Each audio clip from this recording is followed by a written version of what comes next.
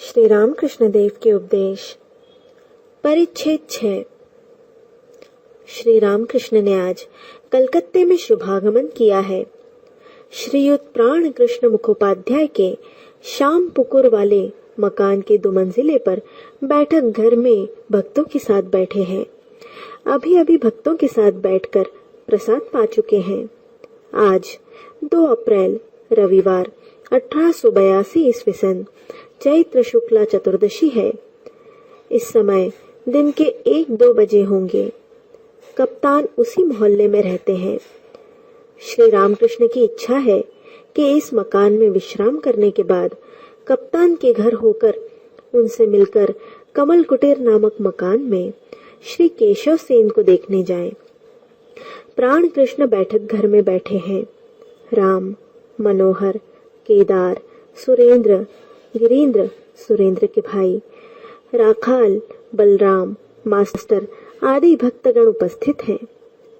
मोहल्ले के कुछ सज्जन तथा अन्य दूसरे निमंत्रित व्यक्ति भी आए हैं।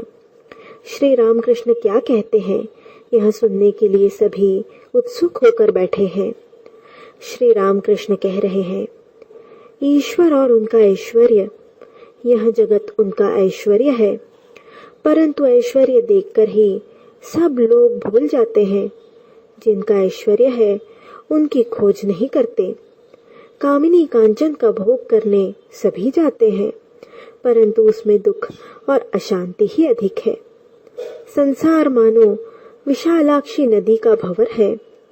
नाव भंवर में पड़ने पर फिर उसका बचना कठिन है। गुखरू कांटे की तरह एक छूटता है तो दूसरा जकड़ जाता है। गोरख धंधे में एक बार घुसने पर निकलना कठिन है। मनुष्य मानो जलसा जाता है। एक भक्त, महाराज तो उपाय? श्री रामकृष्ण, उपाय साधु संग और प्रार्थना। वैद्य के पास गए बिना रोग ठीक नहीं होता। साधु संग एक ही दिन करने से कुछ नहीं होता, सदा ही आवश्यक है। रोग लगा ही है, फिर वैद्य के पास बिना रहे नाड़ी ज्ञान नहीं होता। साथ साथ घूमना पड़ता है, तब समझ में आता है कि कौन कफ की नाड़ी है और कौन पित्त की नाड़ी। भक्त, साधु संग से क्या उपकार होता है? श्री रामकृष्ण, ईश्वर पर अनुराग होता है, उनसे प्रेम होता है। व्याकुलता न आने से कुछ भी नहीं होता। साधु संग करते करते ईश्वर के लिए प्राण व्याकुल होता है। जिस प्रकार घर में कोई अस्वस्थ होने पर मन सदा ही चिंतित रहता है, और यदि किसी की नौकरी छूट जाती है तो वह जिस प्रकार ऑफिस में घूमता रहता है, व्याकुल होता रहता है, उसी प्रकार यदि किसी ऑफिस में उसे जवाब मिलता है कि कोई काम नहीं है, तो फिर दूसरे दिन आकर पूछता है, क्या आज कोई जगह खाली हुई? एक और उपाय है, व्याकुल होकर प्रार्थना करना। ईश्वर अपने हैं, उनसे कहना पड़ता है, तुम कैसे हो, दर्शन दो। दर्शन देना ही होगा। तुमने मुझे पैदा क्यों किया? सिखों ने कहा था ईश्वर दयामय है। मैंने उनसे कहा था, दयामय क्यों कहूँ? उन्होंने हमें पैदा किया है। यदि वे ऐसा करें जिससे हमारा मंगल हो, तो इसमें आश्चर्य क्या है? माँ बाप बच्चों का पालन करेंगे ही, इसमें फिर दया की क्या बात है? यह तो करना ही होगा। इसीलिए उन पर जबरदस्ती करके उनसे प्रार्थना स्वीकार करानी होगी। वे हमारी माँ और हमारे बाप जो हैं। लड़का यदि खाना पीना छोड़ दे तो माँ बाप उसके बालिग होने के 3 वर्ष पहले ही उसका हिस्सा उसे दे देते हैं। फिर जब लड़का पैसा मांगता और बार बार कहता है, माँ तेरे पैरों पड़ता हूँ, मुझे 2 पैसे दे दो, तो माँ हैरान होकर उसकी व्याकुलता देख पैसा फेंक ही देती है। साधु संग करने पर एक और उपकार होता है, सत और असत का विचार। सत नित्य पदार्थ अर्थात ईश्वर, असत अर्थात अनित्य। असत पथ पर मन जाते ही विचार करना पड़ता है हाथी जब दूसरों के केले के पेड़ खाने के लिए सूंड बढ़ाता है तो उसी समय महावत उसे अंकुश मारता है। पड़ोसी: महाराज, पाप बुद्धि क्यों होती है? श्री रामकृष्ण: उनके जगत में सभी प्रकार हैं। साधु लोग भी उन्होंने बनाए हैं, दुष्ट लोगों को भी उन्होंने ही बनाया है। सद्बुद्धि भी वे देते हैं और असद्बुद्धि भी। पड़ोसी: तो क्या पाप करने पर हमारी कोई जिम्मेदारी नहीं है? श्री रामकृष्ण: ईश्वर का नियम है कि पाप करने पर उसका फल भोगना पड़ेगा। मिर्च खाने पर क्या तीखा न लगेगा? सेजो बाबू ने अपनी जवानी में बहुत कुछ किया था, इसलिए मरते समय उन्हें अनेक प्रकार के रोग हुए। कम उम्र में इतना पता नहीं चलता। काली बाड़ी में भोजन पकाने के लिए सुंदर वन की लकड़ी रहती है। वहां गीली लकड़ी पहले पहल अच्छी जलती है। उस समय मालूम भी नहीं होता कि इसके अंदर जल है। लकड़ी का जलना समाप्त होते समय सारा जल पीछे की ओर आ जाता है और फेंच फौच करके चूल्हे की आग बुझा देता है। इसीलिए काम, क्रोध, लोभ इन सब से सावधान रहना चाहिए। देखो ना, हनुमान ने क्रोध में लंका जला दी थी। अंत में ख्याल आया अशोक वन में सीता है, तब सटपटाने लगे कि कहीं सीता जी का कुछ न हो जाए। पड़ोसी: तो ईश्वर ने दुष्ट लोगों को बनाया ही क्यों? श्री रामकृष्ण: उनकी इच्छा, उनकी लीला, उनकी माया में विद्या भी है, अविद्या भी, अंधकार भी है। अंधकार की भी आवश्यकता है। अंधकार रहने पर प्रकाश की महिमा और भी अधिक प्रकट होती है। काम, क्रोध, लोभादि खराब चीज तो अवश्य है, परंतु उन्होंने ये दिए क्यों? दिए महान व्यक्तियों को तैयार करने के लिए। मनुष्य इंद्रियों पर विजय प्राप्त करने से महान होता है। जितेंद्रिय क्या नहीं कर सकता?